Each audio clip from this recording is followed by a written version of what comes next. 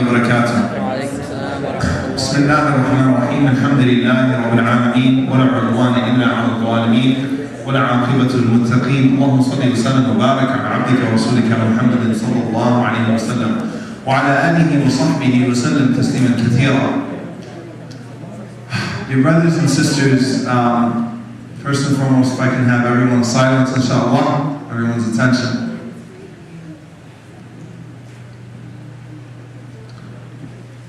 Allah subhanahu wa ta'ala says in the Quran, وَاذْكُرْ فِي الْكِتَابِ إِبْرَاهِيمَ إِنَّهُ كَانَ صِدِّيقًا نَبِيًّا.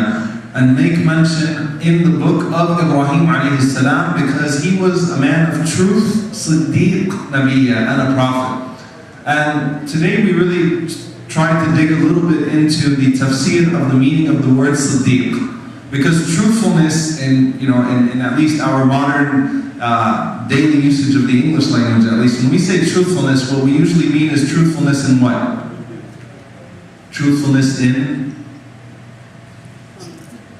I'm trying to get some out of you. Speech, not truthfulness in tongue.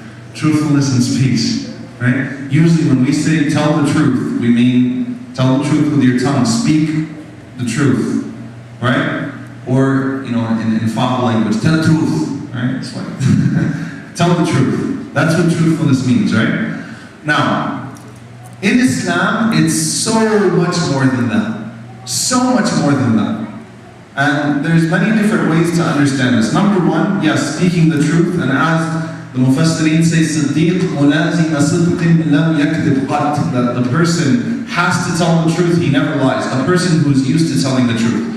And we remember the hadith of the Prophet ﷺ from Ibn Masjid radiallahu anhu in Sahih Muslim, that Rasulullah ﷺ said, Inna sidqa yahdi ila al-birr, that truthfulness, so this is telling the truth, leads to righteousness. Wa inna al-birra yahdi ila al-jannah, and righteousness leads to paradise. And the Prophet ﷺ said, Inna rajula la yasduq, that verily a person tells the truth to an extent, hatta yuktaba siddiqa, until he's written with Allah. Allah has your name, siddiqa, a truthful person. And then the Prophet ﷺ said, Inna al-kadhib, that very lying, yahdi ila al-fujur, it leads you to open shamelessness and sin against Allah subhanahu wa ta'ala. وَإِنَّ الْفُجُورَ, and then that type of disobedience, يَهْدِي إِلَى النَّارِ, that leads you to hellfire. So the Prophet ﷺ then said, إِنَّ الرَّجُلَ لَا يَكْذِبْ, that verily a person will lie, حَتَّى يُكْتَبَ كَذَّابٍ, that a person will lie until he's written with Allah, liar. Right? And this is something that's very significant, as we said. Once you get into the habit of lying, you'll never stop. You'll never stop. It's not that you fell into lying one time here and there. You felt the pressure of a situation, so you lied to get yourself out of that situation. It's not that. Once you get used to lying about everything, then you'll become a liar. And Allah subhanahu wa ta'ala will brand you as a liar. And when you're raised on the day of judgment, it'll be, where is the kadhab? Because that's what Imam rahimahullah said. I didn't mention that in the khutbah. Think about that. Allah on the day of judgment, when He calls you, this is what Nawawi rahimahullah said in his sharh, in his explanation of the hadith. Allah will say, where's the liar? Where's the kadhab? Which liar? So-and-so. Bring the liar over here. Right? So being extremely careful when you speak, making sure that you don't lie. And subhanAllah, lying always catches up to you in life. Always, always. You get into the habit of lying, it's going to catch up to you somehow in life. Right? And once people, understand, or once people catch you in a lie, then nothing you say will ever have credibility again. Right? You guys know the story of the boy who cried wolf. It's not a hadith. Very powerful story though, honestly. This story shook me when I was a kid. Right? And the story was basically that there's the boy who was entrusted with watching the sheep, and he was told by his people that whenever a wolf comes, what do? You cry wolf, wolf, right? So one time he cried wolf, wolf. Everybody came running out, and then they saw that there was no wolf. He was lying. He played a joke, right? Second time he did it, everybody came out, no wolf. Third time an actual wolf came and started devouring all of the sheep, and he cried, wolf, wolf, wolf, wolf. Nobody came out. Nobody came out. So in the process, he lost everything. And that really happens in life, subhanAllah. Anytime you're a liar, things catch up with you in life. people start catching you in your lies and your credibility goes away. Most importantly, your credibility with Allah subhanahu wa ta'ala goes away. So lying in speech is something extremely hated in Islam, to the point that the Prophet ﷺ said, a Muslim, a believer, might fall in, a mu'min might fall into zina, adultery, or theft, or like a really, really major sin, but the believer can't be a liar. He cannot be a liar. That's such a hated attribute that once he has that, as an acquired trait, then he's actually nullifying his own belief. SubhanAllah. Making sure you speak the truth. What else did we talk about? What else falls under the category of truthfulness? Those of you who attended today. What else? Truthfulness in Bilal, what's up? In what? What else? Action. Huh? Action. Truthfulness in action? A little more specific. In promises. Truthfulness in your promises? Okay. Truthfulness in your actions. Truthfulness in your intentions. When you say you're going to do something with Allah subhanahu wa ta'ala, how much do you really try to do that thing? Or when you say to Allah subhanahu wa ta'ala, or when you make the intention to do something, because we always say make the intention. And let me give you guys an example of this, alright? How many times have we sat in this halaqah, and I said, everyone make the intention to come to Fajr. How many people are going to start coming to Fajr? A lot of people raised their hands, a lot of people said, yeah, we're going to do it. I'm looking all of you in the eyes. So if you think I'm targeting you, it's all you. It's targeting, right? Oh, I'm going to start coming to Fajr. I'm going to start coming to Fajr. But while you're saying it, you're probably telling yourself, like, I'm really not going to be coming to Fajr every day. Who am I kidding? I'm only kidding myself. Shaitan comes and casts doubts on your intention. And you even know. You know that you're not telling the truth. You know that you're making this up. Right? Because sometimes we say things in the heat of the moment, but we don't really mean it. Right? And there was a very beautiful da'i by the name of Talib Abdul Rashid, who's one of the people who accepted Islam on the hand of Imam Siraj, Imam Siraj al-Hajj. And this guy, subhanAllah, used to be involved in a lot of drugs. And he was telling me the story one time. He said that one time when he was running away from the cops, that's when he first started to realize this tawheed, calling upon Allah, because that's when you start calling upon Allah when bad things happen in life. And he's calling on Allah and he's saying, oh Allah, I promise you I'm going to quit, I promise you I'm going to quit this, I promise you I'm going to quit that. But he said that even while I was saying that, I was being selective with my words, and I was thinking them up, and I was already trying to think of the back door.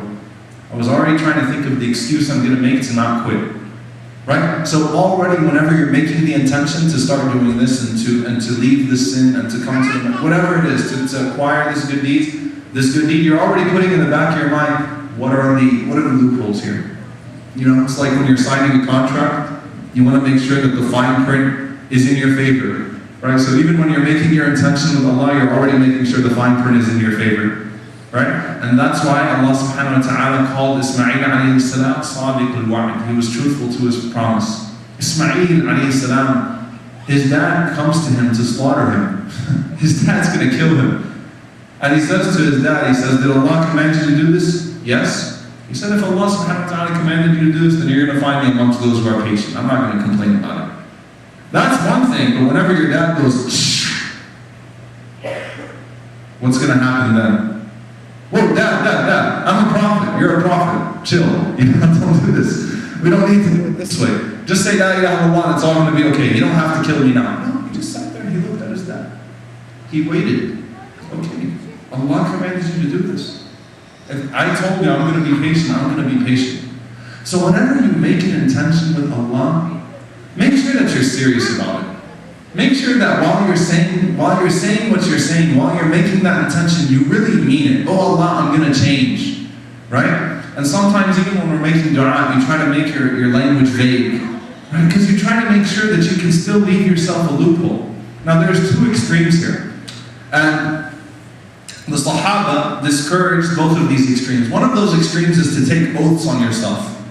Right? To say, oh Allah, I swear to you, and I swear by this, and I swear by that, I'm going to quit this. If I don't quit this, may you destroy my house and send lightning on me. Don't take oaths on yourself, because you might fall back. And Allah is merciful enough to accept you if you make tawbah again.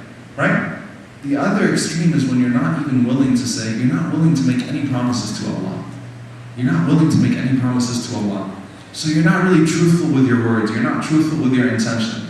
And you know what? Once the time comes where you need Allah, you always need Allah. But when you feel like you need Allah because everyone else has turned their backs upon you, and you start calling upon Allah, you expect Allah to answer you just like that, without any questions asked.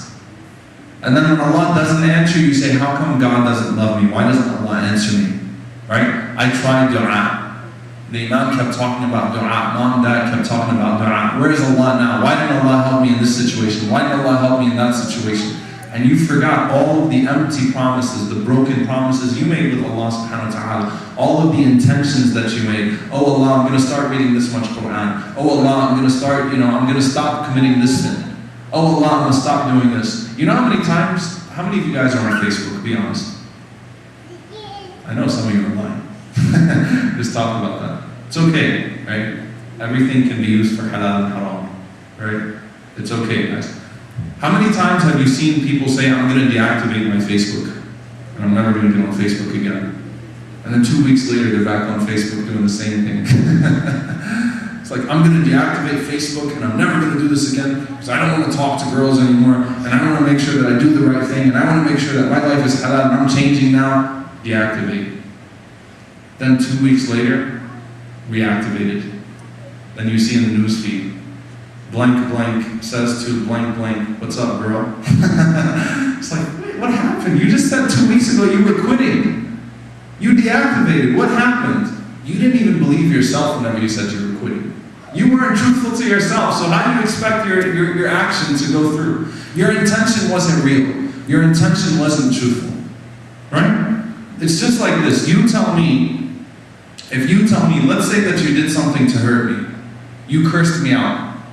And I say, look man, I'm not going to be your friend anymore if you keep cursing me out. I'm not going to talk to you anymore. And you say, alright, I promise you, I'm not going to curse you out anymore. Next time we have a fight, you curse.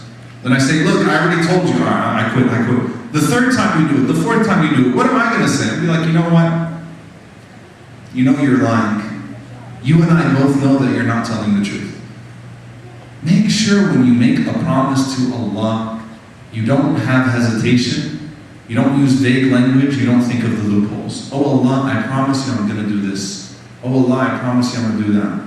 Right? A lot of people, let me tell you what happens whenever you get older, right? A lot of people will say, will make this oath with Allah subhanahu wa ta'ala, when I get rich, I'm going to give money.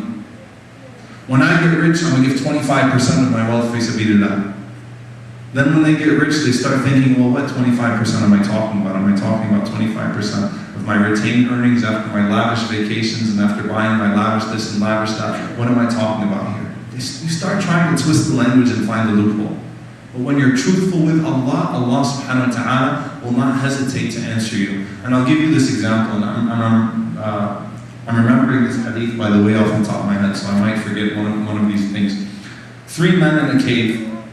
Rasulullah ﷺ tells us about them. They're trapped in a cave. A stone has trapped them. They're trapped by a boulder.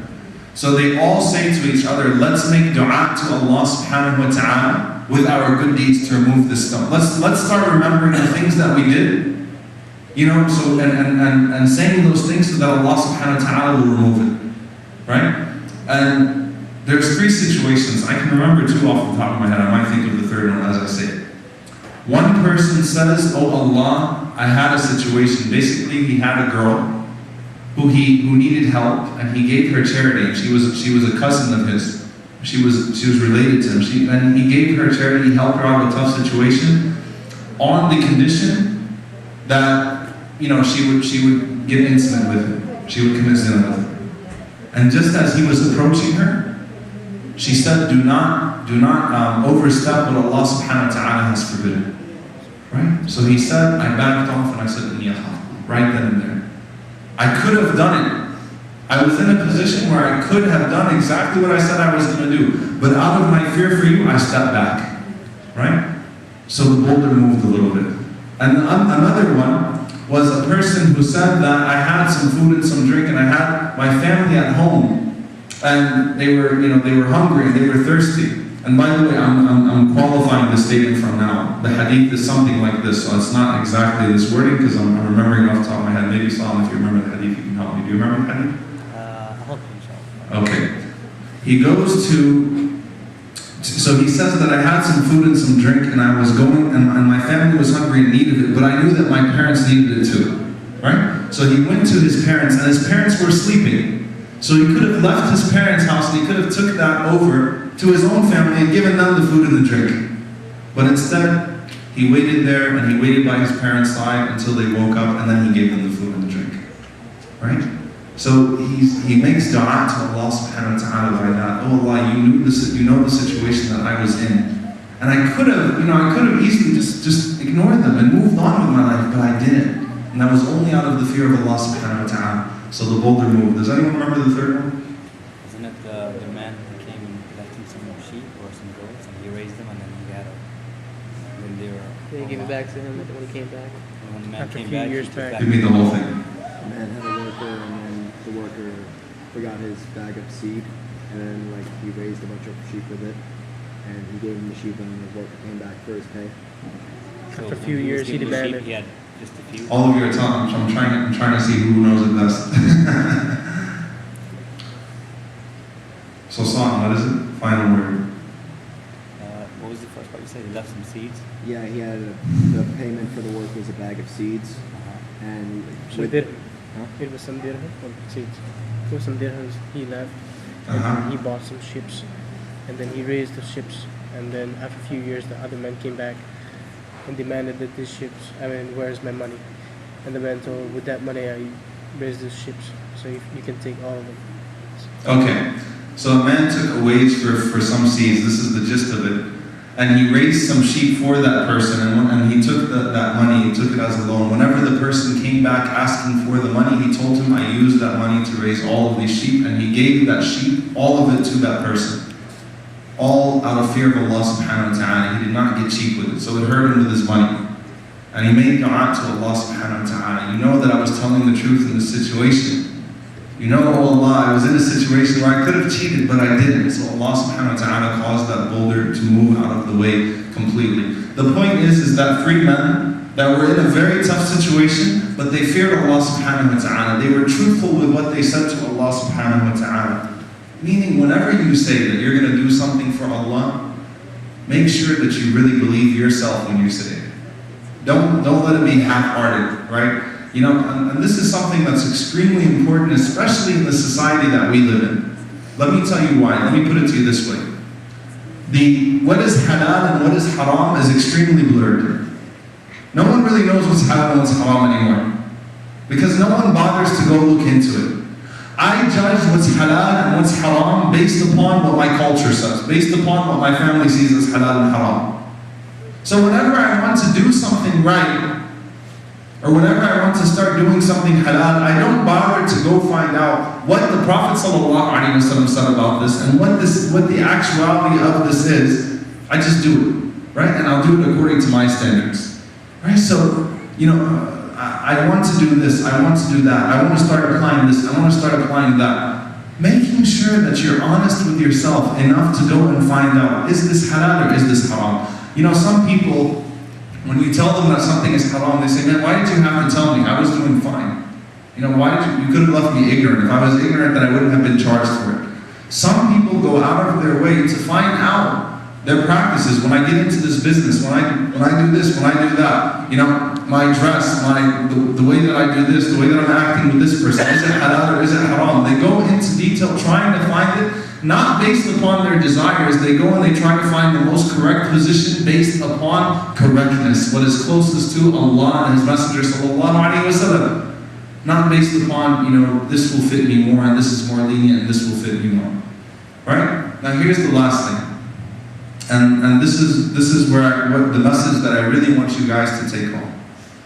Do not fool yourself with what is haram. If you forget everything I said in this halaqah, don't fool yourself with what is haram. Right? You know something in front of you is not right. You know something that you're doing is not right. Don't let shaitan give you all of those fatwas, give you all of those things that you want to hear so that you can convince yourself that it's right. You have to be honest enough with yourself to say, you know what, I don't feel too comfortable with this. Let me go figure it out. Let me go check this out. Let me go ask about this. Don't just take things at face value and then try to rationalize everything so that you can make everything halal. Because once you do that, you're leading yourself to destruction. So what I'm going to do, inshallah, I'm going to show you guys a video. This video is Sheikh Imam. So this is a new show that they started in Canada. It's called Amongst the Few, ATF, the ATF YouTube channel. Right? And it has a bunch of little khawatir and things of that by some of the brothers and things of the sort. So anyway, this one, it's actually 10 minutes long. I'm just going to show you guys the last 6 minutes. Inshallah, then we'll talk about that afterwards. Alright? So this one's called Brownie Surprise. Okay? I fast forwarded through the beginning. Someone hit the lights? So it's a brownie. About being honest and truthful with yourself and with Allah subhanahu wa ta'ala. Hello, and welcome to my fast forward. This used to happen to me and I used to tell... Brownie surprise. So like I said, we're going to make brownie surprise. And this is a very nice and wholesome dessert that you can make and enjoy with your family. And I have all the ingredients that you need for this dessert. The first thing, you do need 1 egg. And as you can see in this bowl, I have 1 egg. And this is actually a free-range chicken, vegetarian fed, and so it's organic eggs, because we want only the best ingredients for this meal. The second thing you would need is a box of brownie mix, and this just happens to be my favorite brand, which is a Betty Crocker, and so this is a box of Betty Crocker brownie mix, and as you can see, I've already emptied the contents into this bowl right here. Now the last thing we need is 1/4 of a cup of vegetable oil, and I have that already over here, and of course, a big bowl so you can mix all the ingredients into, and I have here also a glass baking pan. Now you can use the metal baking pan if you like, but I actually like the glass baking pans because the brownies and the things don't stick to it after you get it out of the oven.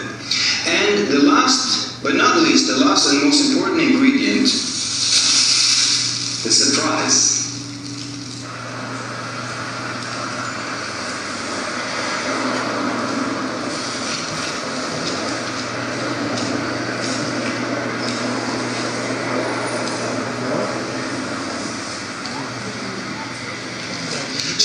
The main ingredient, all you need to do is mix the things together in the bowl.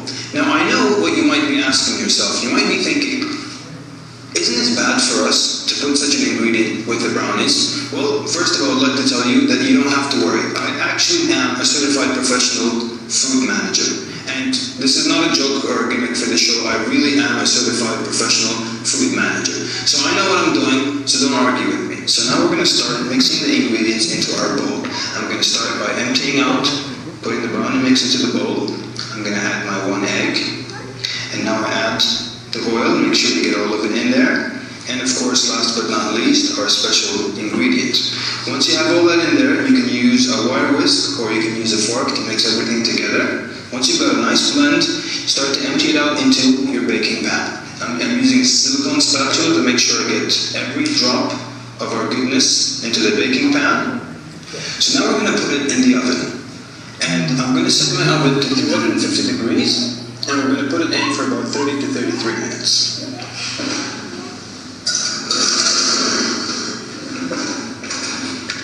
While the brownies are cooking in the oven, let me explain to you the story behind Brownie Surprise. Basically, the story goes is that there were a bunch of kids who wanted to watch this movie, and the father refused because he said there were certain scenes that were not appropriate.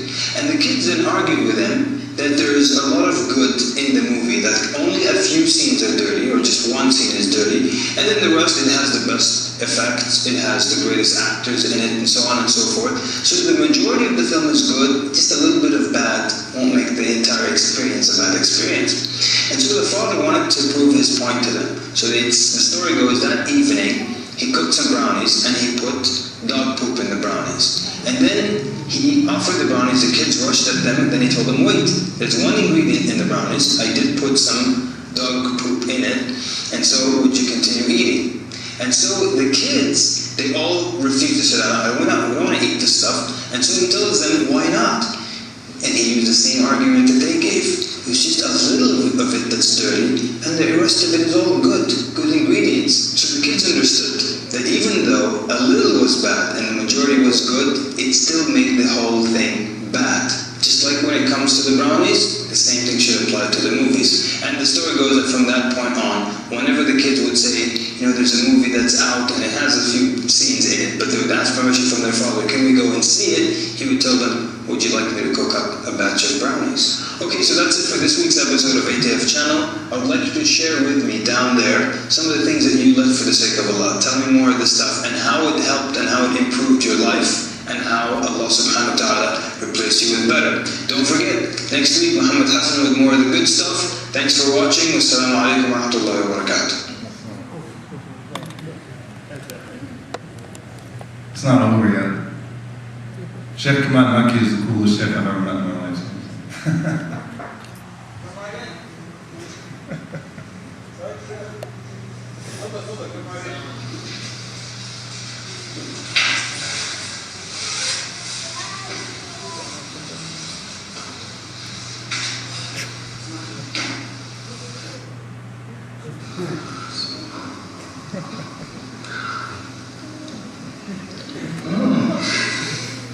Good, huh?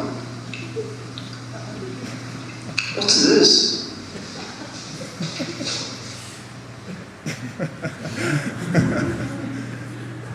That's the end.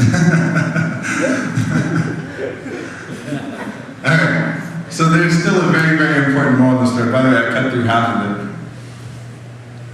Everybody got the point. And it's a very, very, very good point because Allah subhanahu wa ta'ala alludes to it in the Quran. By the way, Sheikh Makki is a master's degree from Medina University. He just likes to do this kind of stuff to prove his point. And it's actually a really good channel. If you go look it up, amongst a few ATF, every week they started doing this a few months ago. Every week they release a fatihah. It's really, really, really nice. The point is, again, it's a really, really important point. Allah subhanahu wa ta'ala says in the Quran, Ya ayyuhalladhina amanu, or do not, or Allah subhanahu wa ta'ala, when He addresses those who believe, لِمَا تَلْبِسُ الْحَقَّ بِالْبَاطِلِ. He's talking about Bani Israel actually. لِمَا تَلْبِسُ الْحَقَّ بِالْبَاطِلِ وَتَكْتُمُ الْحَقَّ وَأَنْتُمْ تَعْلَمُونَ. Do not dress your truth with falsehood. Don't dress something that's good with something that's not good and then try to make it all good. And then hide the truth, which you know to be the truth, when you know exactly what you're doing. Right? And this would stop a lot of excuses. And Imam Hassan al-Basri rahimahullah said, when the human being stops making excuses for himself, Shaitan has no madkhal inside of him. Shaitan has no entrance inside of him. Because essentially, all Shaitan does for you is he constantly makes excuses for you. She's just a friend and all that type of stuff. I don't really look at her as a girlfriend. I don't really think anything's haram. We just talk, we just smile, we just laugh. We're not flirting, we're just being friendly. Whenever I touch her, I'm not actually touching her like in that way. I never really mean that kind of stuff. At the end of the day, you're really just fooling yourself.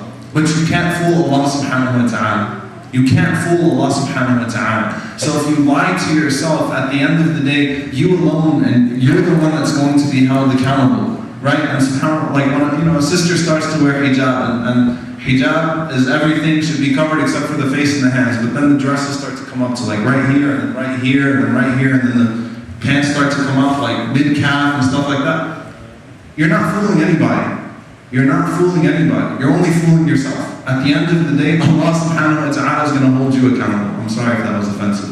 But it's a fact. Don't lie to yourself. Don't lie to yourself. When Allah reveals something to you, don't lie to yourself. When you know something is true and Allah and His Messenger sallallahu alaihi wasallam say stop there, don't say, well, it's not all that bad, and most of it is good, and this is okay, and this is okay, and this is okay. Why do you got to focus on the bad stuff? Because at the end of the day, you're going to meet Allah subhanahu wa ta'ala with that sin, and Allah subhanahu wa ta'ala is the one who is most merciful with you. He already gave you enough halal. He already gave you enough things that you could do to make your life easy and to make your life halal. You don't have to go looking around for the haram. You don't have to go lying and disguising the truth so that you can make your life a little bit more convenient. So we ask Allah subhanahu wa ta'ala to bless us, inshallah. We ask Allah subhanahu wa ta'ala to make us firm on the truth. Who's going to be my 2-minute reflection guy right now?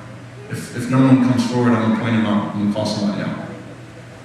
Don't go back to this. Come on, you guys were doing so good, mashallah. Don't go back to this. You got to be confident. Say, I'm going to reflect on this. Just 2 minutes, inshallah. 2 minutes to share your advice. All of you, even my khatibs are gone. What happened? You guys are going to be doing khutbah next month. Don't make me leave feeling like a failure. Come on, somebody who's going to reflect for 2 minutes, inshallah. I'm going to leave the microphone right here. Allah ya shabab.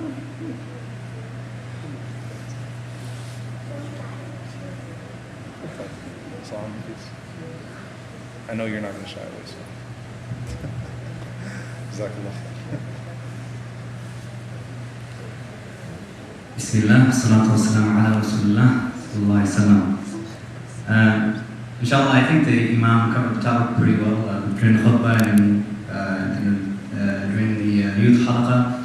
I think I'm just going to add just a little bit of a twist, inshallah. So, in the topic of being truthful, when you want to be truthful, you want to be truthful with yourself, truthful with Allah subhanahu wa ta'ala, in terms of everything that we talked about today. But you don't necessarily have to tell everything, the whole story, inshallah. So, when it comes to being truthful, something that happened, something that you did, you don't necessarily have to tell everybody about everything that you did, all the sins and everything like that. Some of the people, like for example, I have a person that I work with, and he'll start telling about himself and what he did that day and what else happened, and he's in a position of leadership. And then the person, the other people have heard, oh, you did this and you did that, and you're supposed to be the leader, and how can we trust you and things like that, you know what I mean? So when we want to be truthful, we don't necessarily have to say everything about ourselves. And I think I had mentioned once before, there's a man who came to the Prophet ﷺ, and Omar was in their presence. And he said, oh, Messenger of Allah, I did this and this with this woman, right? And then Omar said, oh, you had revealed yourself after Allah had screened you, right? Allah means that he had committed this sin, but Allah subhanahu wa ta'ala had covered it for him, so everybody else didn't know about this sin. And then, to make the long story short, this man, he gets upset and he leaves, and Allah subhanahu wa ta'ala reveals the ayah, following up a bad deed with a good deed. But whatever the case was, in this case, this person was talking about his sins. Allah subhanahu wa ta'ala although he made this sin, this is between him and Allah subhanahu wa ta'ala and the person that he made the sin with. So you should seek forgiveness for your sins, but you don't have to make it apparent. So I'm just adding a little bit to the being truthful, inshallah. Is that one thing? Yeah. So exposing your sins is an exception to that. Barakallahu feek. The only time that you should expose your sin is when? When should you expose your sin? It would benefit when you murdered somebody. What's that? When you murdered. Huh? When you're seeking help, right? So Islam doesn't say hide your sin. If it's not like the elephant in the room type thing where you ignore it. Seeking help for it is something that the ulama have said you can do. So if it's a sin that you need help with, seeking advice how to get over with it, how to get over it, then there's nothing wrong with seeking advice for it, inshallah. But other than that, you don't have to go out and blur out everything that you do if Allah subhanahu wa ta'ala concealed you, because that lessens your chance of redemption, right, of really redeeming yourself. Anybody have any questions? Anyone want to add anything? No? Nothing? Hesitation? Yeah. I knew you'd come through.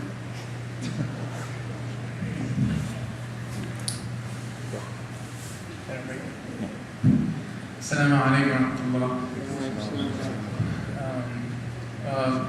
What was just said was really amazing, mashallah, and I'm pretty sure it applies to each and every one of us. But one thing that I was thinking about was, like, when we're being truthful, you can tell sometimes it's a lot harder and a lot easier in different circumstances. And one way that I found, I know this topic has been covered a lot, but basically it's the group that you're surrounded by. And if you basically feel comfortable with your sin in that gathering, then even being truthful about it is no use, because you're not holding yourself accountable, and you have no help in that. But if you are in a group where if you forget to hold yourself accountable for messing up or slipping up on your own intentions, you have your friends there to hold you accountable. So I guess I was just thinking about this would be like, it's made a lot easier if you're in the right setting with the right group. And if you're not, it becomes harder and harder until basically you forgot what you're doing in the first place. That's all I had. And the last thing, I'll just mention this. Make sure you don't just believe in Allah and the Messenger Sallallahu Alaihi Wasallam, make sure you believe Allah and the Messenger Sallallahu Alaihi Wasallam. When you see something in the Quran, when you see something in the hadith of the Prophet Sallallahu Alaihi Wasallam, don't hesitate. Don't sit there and try to analyze it with your own logic and say, well, this doesn't make more sense, this doesn't make more sense, this doesn't make more sense. You have to believe Allah and the Messenger Sallallahu Alaihi Wasallam, not just believe in Allah and the Messenger Sallallahu Alaihi Wasallam, because those are two totally different things. And what made Abu Bakr radiallahu anhu as-Siddiq, the truthful one, when the Prophet Sallallahu Alaihi Wasallam comes to him and says, Abu Bakr, I'm a prophet, okay, I believe you, what do you want me to do? You know? Abu Bakr, I went, from Jerusalem to Mecca, from Mecca to Jerusalem to the heavens and came back in one night, I believe you. There is absolutely no hesitation in accepting that from Allah and the Messenger Sallallahu Alaihi Wasallam. Right? So, accepting what comes from Allah and the Messenger Sallallahu Alaihi Wasallam is also an aspect of following the truth. Anybody else want to add anything? Any of you guys?